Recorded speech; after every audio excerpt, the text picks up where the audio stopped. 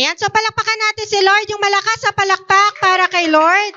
Ayan, at magbukas ako sa panalangin. Dakilang Diyos Ama, pinupuri ka namin, sinasamba Lord, sa oras na to, Panginoon. Lord, napakabuti mo po sa aming mga buhay. Salamat, O God, dahil patuloy mo kaming pinalalakas, Panginoon. Patuloy mo kaming ini-equip, O God, ng inyong salita, Lord God. I pray, Panginoon, na sa inyong mensahe, samahan niyo po ako, Lord God. Ikaw po yung magsalita para sa akin, O God. And I pray na itong word na to, Panginoon, ay magrema, Panginoon, sa buhay, Panginoon, ng mga taong nakikinig, Panginoon, at sinasapuso, O God, ang inyong salita, Panginoon, O God. I pray, Lord God, na sa oras na to, Panginoon, ang pangalan mo lamang ang maitataas, Panginoon. Walang kahit sino, hindi ako, hindi kung hindi sino-sino, Panginoon, kundi kayo lamang, Panginoon, O God. Lord, thank you. Thank you for your presence. Thank you, Holy Spirit, in Jesus' name. Amen and amen. Isa nga ulit, malakas. Malakas sa palakpak para kay Lord. Ayan, so pwede na po tayo magsiupo. Ayan, so welcome po yan sa ating service.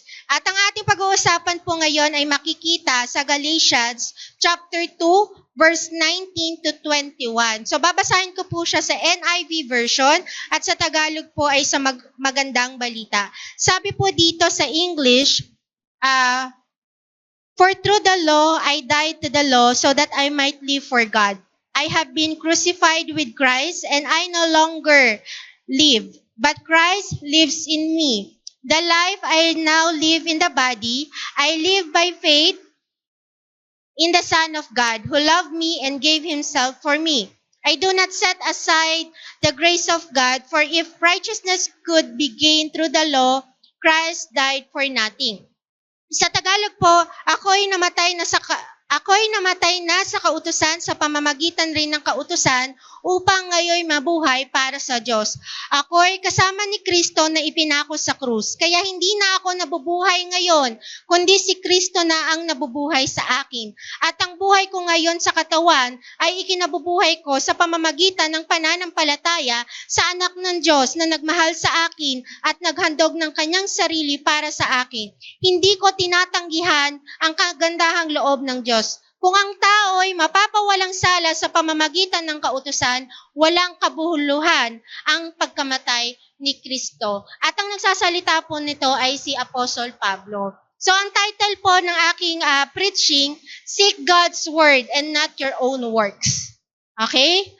Seek God's Word and not your own works. Kasi meron po sa panahon po sa buhay po natin na hindi po natin napapansin na mas tinitingnan or hinahanap-hanap na po natin sa buhay natin is yung mga sarili nating gawa at hindi kung ano ang sinasabi ng salita ng Panginoon. Amen ba? Lalo na kapag tayo ay naglilingkod na sa Panginoon, minsan hindi na natin namamalayan na nakatingin na pala tayo sa ginagawa natin at hindi na tayo nakatingin sa sinasabi or sinabi ng salita ng Diyos. Amen? Alam niyo, kapag tayo ay tumitingin sa sarili nating gawa, meron pong dalawa po tayong pwedeng maramdaman po or makita sa ating mga buhay.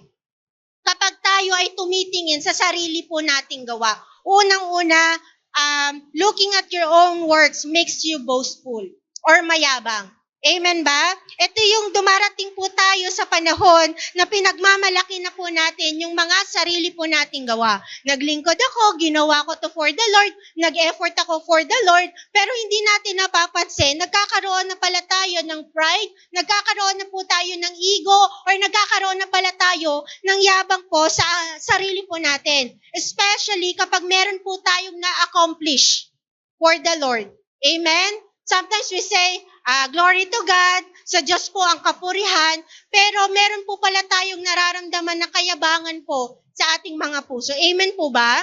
Diba? So, lalo na, you start giving yourself to God. Yan. Binigay ko na yung buhay ko sa Panginoon, and minsan yung glory ay napupunta na po sa sarili nating gawa at hindi na po sa ginagawa ng Diyos sa buhay po natin. Kaya nga sabi sa kanyang word sa Ephesians chapter 2, verse 8 to 10, for it is by grace you have been saved. So, na-save tayo dahil sa grasya po ng Panginoon. Hindi po natin pinaghirapan kung bakit po tayo nagkaroon ng kaligtasan. Through faith, and this is not from yourselves. It is the gift of God, not by works so that no one can boast. For we are God's handiwork, created in Christ Jesus to do good works, which God prepared in advance for us to do. Yan. So, minsan talaga, nakakaramdam tayo ng pagiging mayabang. Amen? Kapag ang tinitignan na natin sa buhay natin ay yung mga ginagawa natin at hindi po ang Word of God. Tama ba? Amen? Sino dito yung ang amin na minsan nakakaramdam siya ng ganun? Amen? So wala naman talaga na sobrang humble na agad dito eh. Talagang everyday, binababa ni Lord yung ating puso sa harapan niya para wala po tayong ipagmayabang. Kasi alam niyo kapag hindi tayo masyadong sa Word of God, hindi natin hinahanap-hanap ang Word of God, hindi po natin minimeditate ang Word of God, doon po dumarating po yung yabang po sa ating mga sarili. Amen? Amen. Pangalawa, looking at your own works makes you feel condemned. Ito naman kabaliktaran. Okay? Nakakaramdam ka ng condemnation sa sarili mo. Amen? Lalo na kapag alam mo na ang Word of God at may mga bagay na gusto kong gawin, pero hindi mo magawa, nako-condemn ka sa sarili mo. Lord, hindi ko magawa to, hindi ko kayang sumunod. Lord, sinabi ng Word of God, ganito gawin mo, pero pumalpak po ako, Lord. Diba? Hindi po ako magaling katulad po nila, Lord. Hindi ko talaga kaya, Lord. Hindi po ako bagay dyan. Ayoko na po, Panginoon. Nako-condemn tayo sa sarili natin. Kasi tinitignan natin yung sarili nating gawa. Amen? Lalo na kapag meron kang gustong mangyari sa buhay mo or sa buhay paglilingkod mo at hindi mo siya nagawa, doon nakakaramdam ka or naiisip mo or nararamdaman mo na yung condemnation, nahihiya ka sa Diyos, di ba? Pumapasok yung salita, I am not worthy po sa inyong harapan. Amen? I am not worthy, Lord, sa inyo. I feel pressured. Hindi ko po talaga kakayanin. So dahil pumapalpak ka, hindi mo nagagawa yung mga dapat mong gawin, nako-condemn ka na sa sarili mo. Bumababa yung self-esteem mo, 'di ba? At nag-iiba yung pagtingin mo sa bumababa yung pagtingin mo sa sarili mo at nag-iiba yung pagtingin mo sa Diyos na minsan akala mo ang Diyos na ang nagsasalita sa iyo, pero hindi pala. Kapag ikaw ay nakaramdam ng condemnation, hindi Diyos ang nagsasalita sa iyo. Amen? Ang kaaway ang nagsasalita sa iyo or ikaw. Pero kapag tumutok ka or kung ang hinahanap-hanap mo or talagang minimeditate mo ang Word of God, you will not feel condemned. Amen? Magkulang ka man, magkasala ka man, pero hindi mo i-condemn yung sarili mo. Doon pumapasok, talaga huhingi ka ng tawad kay Lord. Talagang magre-repent ka sa Panginoon kung ano yung mga nagagawa mong kasalanan. Kaya nga sabi sa kanyang word sa Romans chapter 8 verse 1, therefore there is now no condemnation for those who are in Christ Jesus. Amen? Kaya kapag sa word ka tumingin, hindi ka mako-condemn. Alam niyo, dumating po ako sa time nung nakarang araw, may nararamdaman ako sa sarili ko na parang hindi tama talaga. Na parang, Lord, feeling ko hindi po ako worthy dito. Parang marami pa po ako hindi nagagawa sa inyo. Parang feeling ko gano'n. Nag-devotion ako. Basta nakalimutan ko na yung pero yung pinaka-thought po ng devotion ko, ang ganda mo sa paningin ko. Naaaliw ako sa'yo. Sabi ko, Lord, naaaliw ka pala sa akin. Kahit ako, hindi ako naaaliw sa sarili ko. Kahit hindi ako nagagandahan, hindi physically hindi ako nagagandahan sa ginagawa kong paglilingkod. Pero alam nyo, that time, nung nabasa ko yon, yung naging devotion ko, na-uplift po yung spirit ko. Amen? Kaya ako nga nagawa yung mensahe na to. Kasi sabi ko, nga, ganun talaga ang kahalagahan ng salita ng Diyos. Hindi mo i-condemn yung sarili mo. Kung ang tao kino-condemn ka, pero ang Diyos never kang i-condemn. Kasi naparito siya para bigyan tayo ng buhay na ganap at hindi para i-condemn yung buhay natin. Binigyan niya tayo ng buhay. Diba? Kung ikaw ay nakakaranas ka na parang down na down ka, pero si Lord, bibigyan ka niya ulit ng buhay. Amen? Kaya kailangan hanapin po natin ang salita ng Diyos sa buhay natin at wag po natin tignan yung mga sarili po natin gawa. Amen? Amen. So, Ito naman, pag-usapan naman natin yung pagtingin natin sa salita ng Diyos. Or kapag hinanap po natin ang salita ng Diyos sa buhay natin. Tandaan niyo po, ang naghahanap po sa salita po ng Diyos, sila po yung mga mapagpakumbaba. Yung hinahanap-hanap talaga nila, yung word of God sa buhay nila, na hindi sila mapupuhay kapag wala silang word ni Lord every day. Yung hindi nila marinig kung ano yung sinasabi ng Lord sa kanila. And this person, talagang sila yung mga humble. Amen? A person who always seek God's word is a humble person. Amen? Kaya a person who always seek God's word, number one, receive true identity from the Lord. Amen? Receive true identity from the Lord. Sabi sa kanyang words sa Psalm chapter 139, verse 14, I praise you because I am fearfully and wonderfully made. Your works are wonderful. I know that full well. Sabi ko dito, knowing your God-given identity gives you confidence, self-esteem, and awareness. Amen? Knowing your God-given identity gives you confidence, self-esteem, and awareness. Knowing who you are and whose you are changes everything. If you knew that you were fearfully and wonderfully made, that will change the way you view yourself. Amen? Kapag alam mo that you are fearfully and wonderfully made, mag-iiba yung pagtingin mo sa sarili mo. Hindi mo titignan ang sarili mo ayon sa sinasabi ng tao. Hindi mo titignan ang sarili mo ayon sa nakikita mo sa sarili mo. Kundi titignan mo ang sarili mo ayon sa Word of God. Kaya yun ang totoong identity mo kung ano yung sinabi ni Lord sa iyo. Amen? Kaya huwag kang maniniwala sa mga sinasabi ng mga tao sa paligid mo na hindi mo kaya, mahina ka, wala kang kayang gawin, kundi si Lord.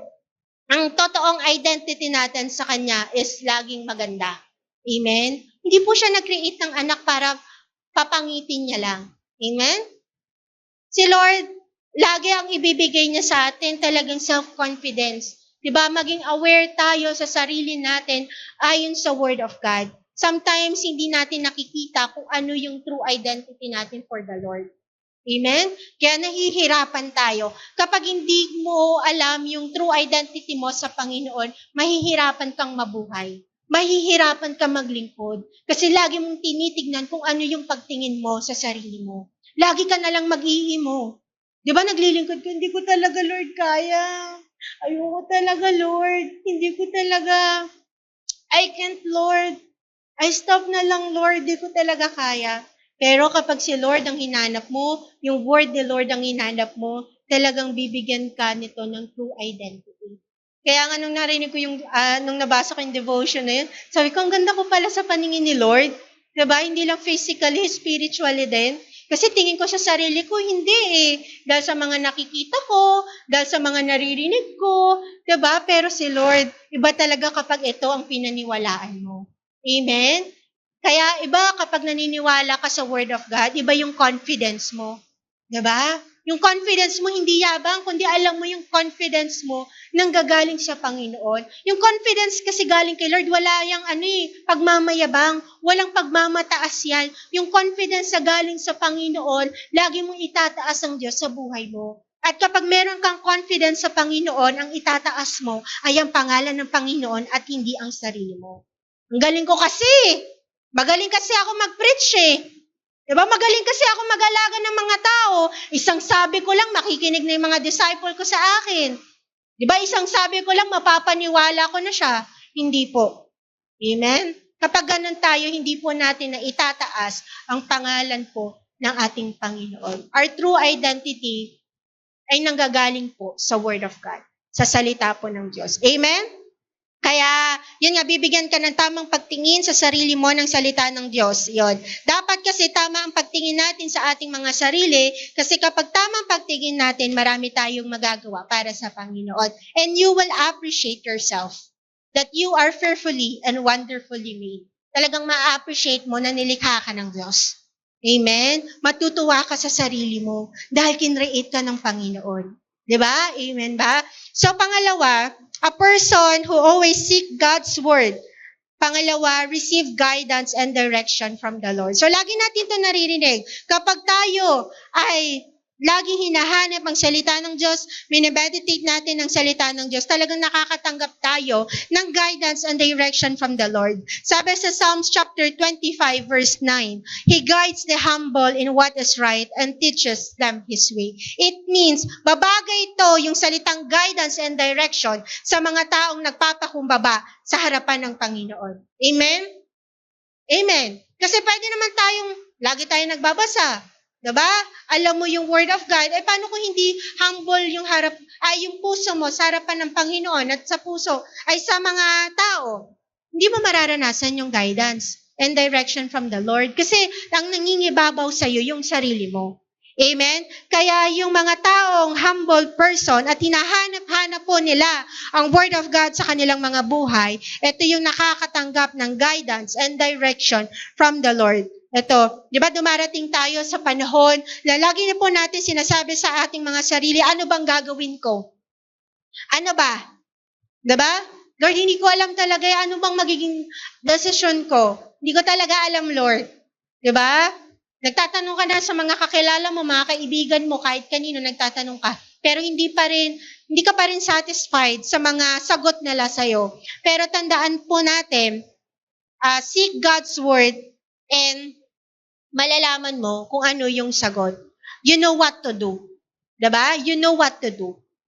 Kahit ikaw lang yan, alam mo kung ano yung gagawin mo. Diyos naman ang kinausap mo eh. Amen? Salita naman ng Diyos ang hinahanap mo. Ang hirap ng walang guidance ng Panginoon para tayong sumusuntok sa hangin. Amen ba? Mapapagod tayo. You do that work. Tandaan po natin, yun dapat gawin po natin ang isang bagay dahil yun po ang sinabi ng Word of God sa buhay po natin at hindi lang dahil ginusto mo or inisip mo lang. Amen? Para maranasan mo yung guidance and direction from the Lord. Sabi nga, huwag kang gumawa ng isang bagay kung hindi naman sinabi sa iyo ni Lord. Diba? Para maging successful naman tayo. Diba? Kung sinabi ni Lord, wag muna. Mga ganong bagay. Kaya kailangan, patuloy nating hanapin ang word ni Lord sa buhay natin para makaranas tayo ng guidance and direction. Every day, we need guidance and direction from the Lord. Hindi lang every Sunday. Hindi lang every Wednesday. Hindi lang every morning prayer. Every day. Every day. Kailangan natin ng guidance and direction ni Lord para hindi tayo mapatagal po sa ating daraanan. Amen? Alam ninyo, nagkakaroon minsan tayo ng delay sa buhay po natin. It's because hindi tayo nakikinig or hindi po natin hinahanap yung guidance and direction ni Lord. Diba minsan kapag tayo ay bumabiyahe, minsan ang gusto mong sundin, yung gusto mong biyahe. Pero ano ba talaga? Ano ba yung tamang daan para makapunta ka sa pupuntahan mo ng maayos at hindi ka nagkaligaw-ligaw? Amen ba? Kaya yung mga taong hinahanap ang Word of God sa kanilang mga buhay at hindi ang kanilang mga works, receive guidance and direction from the Lord. And pangatlo po, receive answered prayer from the Lord. Amen? Receives answered prayer from the Lord. Sabi nga sa kanyang salita sa Daniel chapter 10 verse 12, then he continued, do not be afraid, Daniel, since the first day that you set your mind to gain understanding and to humble yourself before God, your words were heard, and I have come in response to them. Sa Tagalog, sinabi pa niya sa akin, huwag kang matakot, Daniel, sapagkat mula pa nang magpakumbaba ka sa harapan ng Diyos upang magkaroon ka ng pangunawa, dininig na ang iyong dalangin, kaya naparito ako. Amen? Sinong gusto ng answered prayer? Amen? Ako gustong-gusto ko. Siyempre, lahat tayo, gustong-gusto natin ng answered prayer. Pero tinitingnan pala ni Lord yung humility natin. Amen? Tama, gumawa po tayo. Kailangan yan, faith without action is dead. Amen? Pero habang gumagawa ka, amen? Habang may ginagawa ka for the Lord, nagpapakumbaba ka sa Panginoon. Amen? Kasi kapag tayo ay habang may ginagawa at nagpapakumbaba tayo sa Panginoon, didinggin ni Lord ang ating mga panalangin. Yung mga iyak mo, diba? Ano yan? Hindi magtatagal yung mga iyak natin. Yung mga paghihirap na nararamdaman mo ngayon, hindi ka magtatagal dyan. Kasi si Lord tutugon siya tutugon siya sa ating mga panalangin. At sometimes, yung pagtugon ng ating Panginoon, higit po yun sa inaasahan po natin. Amen? Higit po yun. Kasi, alam niyo yung answered prayer ni Lord, no eye has seen, no ear has heard. Hindi natin nakita, hindi natin narinig, wala kang idea.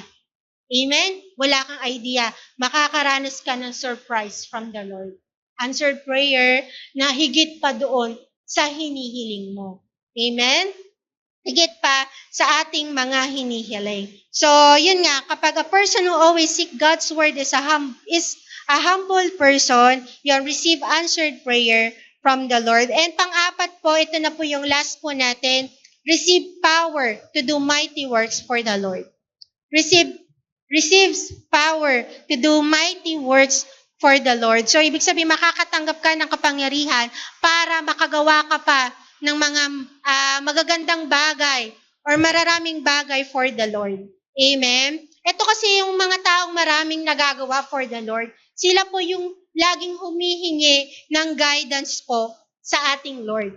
Ito po yung humihingi lagi or nagsisik po ng salita ng Panginoon. Kasi alam mo, yung bawat gawa niya, alam niya dahil galing sa Word of God yon, marami ang nagiging resulta nito sa buhay mo at sa buhay ng mga tao at marami kang nagagawa para sa Kanya. Kaya yung mga humble person, sila yung talagang nagagamit mightily. Amen? Kaya hindi tayo hayaan ni Lord na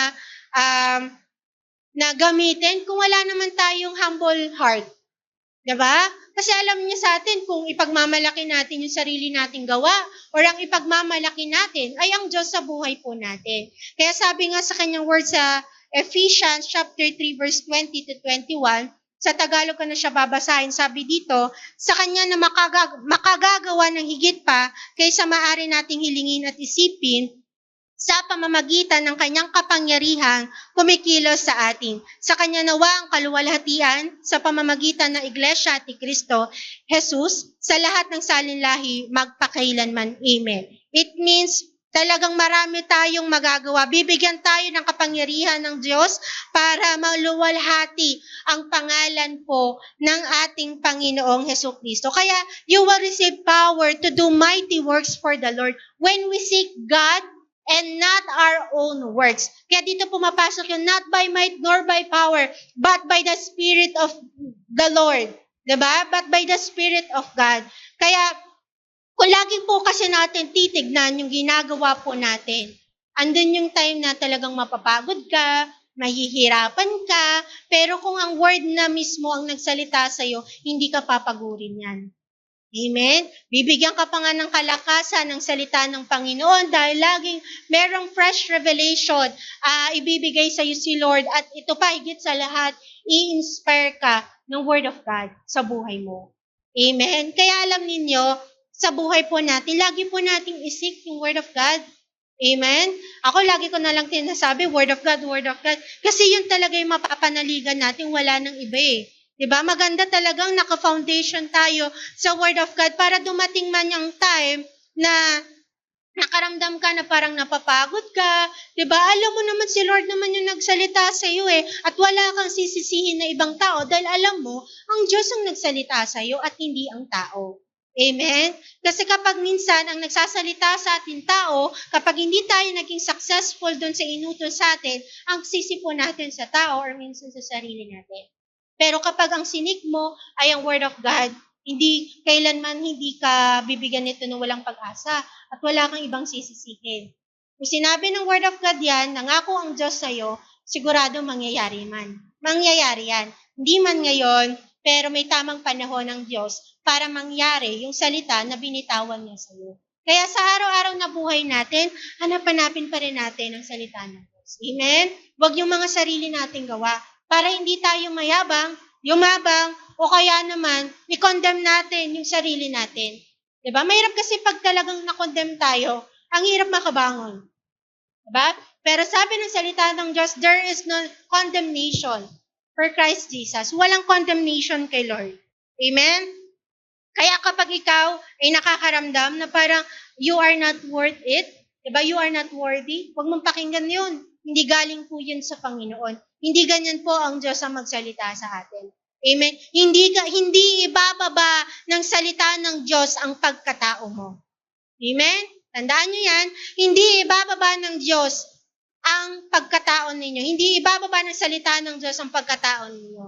Itataas ka nito. Pero yung pagkataas mo, hindi naman sobra-sobra. Yung sakto lang.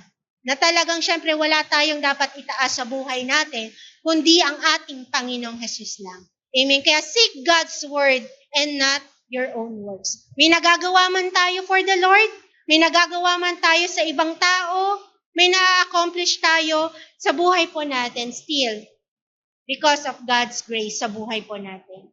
Amen? We are saved because of God's grace, not your own works. Amen? By God's grace. Para wala tayong ipagmalaki, wala tayong ipagmayabang. Nakapaglingkod ka, nakakatagal tayo sa paglilingkod natin, nakakapag-alaga po tayo ng mga tao by God's grace. Not because of your works. Yes? Kasi alam ninyo, hindi naman natin magagawa ang isang bagay kung hindi ipinahintulot ng Panginoon na ibigay sa atin. Amen? Hindi mo kayang magsalita dito kung hindi ka binigyan ni Lord ng self-confidence. Diba? Hindi ka makakapagturo ng mga tao kung hindi ka binigyan ni Lord ng anointing. Amen? Anong pagmamalaki natin doon? Wala. Lahat ay galing po sa Panginoon.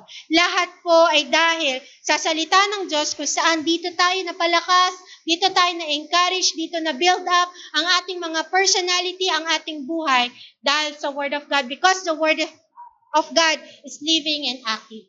Amen? Buhay na buhay po ang Word of God.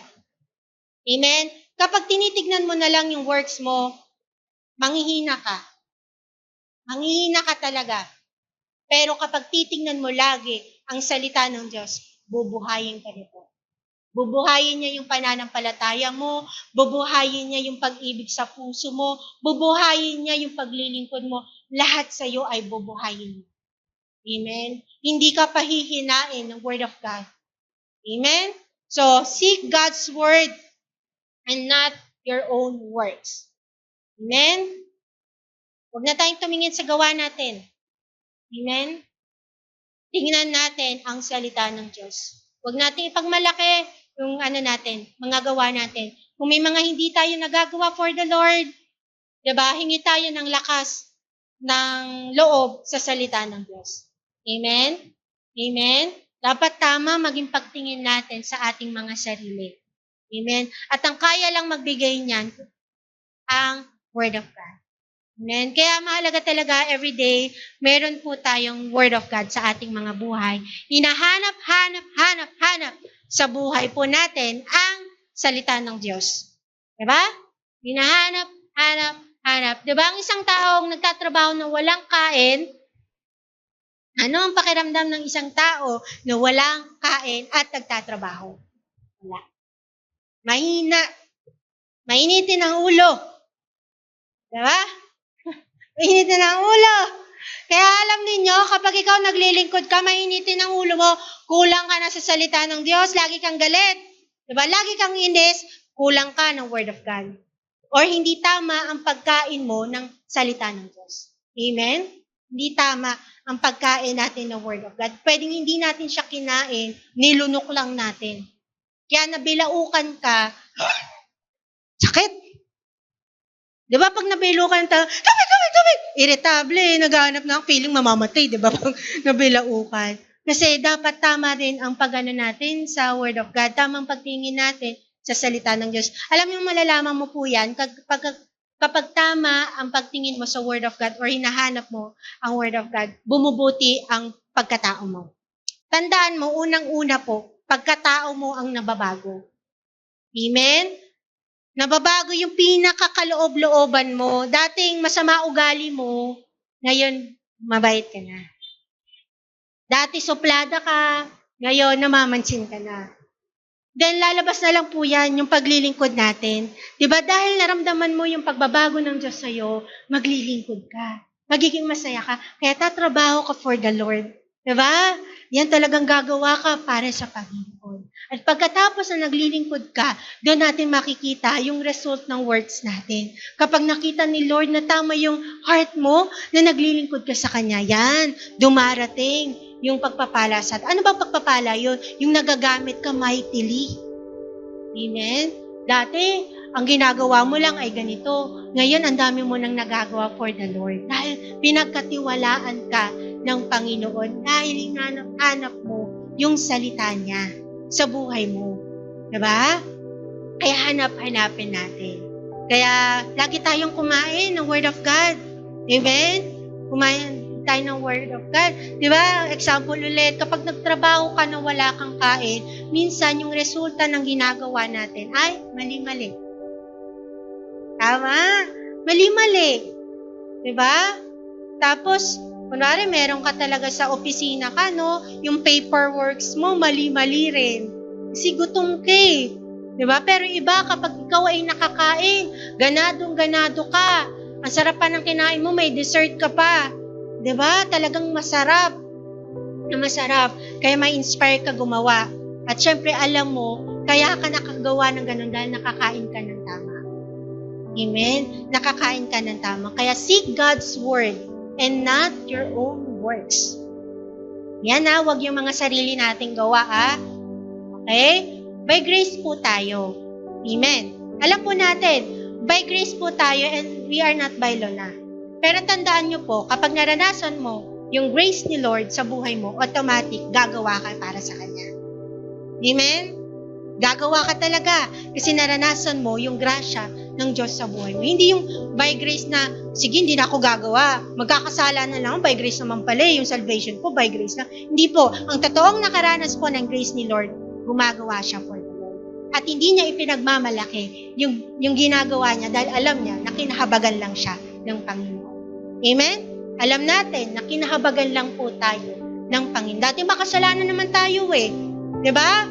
Dahil lumapit lang tayo kay Lord, pinatawad tayo ni Lord, pinagkatawalaan tayo ng Panginoon. Kung ano pa nga pinagagawa natin dati Pero ngayon nagagawa natin ganito. Hindi pa rin dahil sa sarili natin yan. Kundi dahil pa rin sa grace ni Lord. Dahil nagpakumbaba ka sa Kanya, kaya, ayan, dumarating sa time na pinagkakatiwalaan na po tayo ng ating Panginoon. So, recap ko lang, a person who always seek God's word, number 1, receives true identity from the Lord. Ayan. Kung tingin mo, pagtingin mo sa sarili mo, manalamin ka sa Word of God para makita mo kung sino ka talaga. Kung ano ka na ngayon sa harapan ng Panginoon. Pangalawa, receives guidance and direction from the Lord. Ayaw mong mapahama ka, ayaw mo na magkaligaw-ligaw ka, diba? Ayaw mo na masayang yung ginagawa mo. Ask ka muna ng guidance and direction from the Lord para hindi ka mapagod. Diba? Kasi alam mo naman, galing sa salita ng Diyos yan. Pangatlo, receives answered prayer from the Lord. Siyempre, kapag nakita ni Lord na ang hinahanap-hanap mo sa puso mo yung Word of God niya, maghahanap siya. Yan. Or sabihin natin, makakaranas ka ng answered prayer from the Lord. Natuwa siya sa'yo kasi siya yung hinahanap-hanap mo lagi sa iyong buhay. At pang-apat, receives power to do mighty works for the Lord. Yan. Kung gusto mong magamit mightily, gusto mong magamit, ang gamitin mo muna sa buhay mo, Word of God. Ito ang gamitin mo sa buhay mo.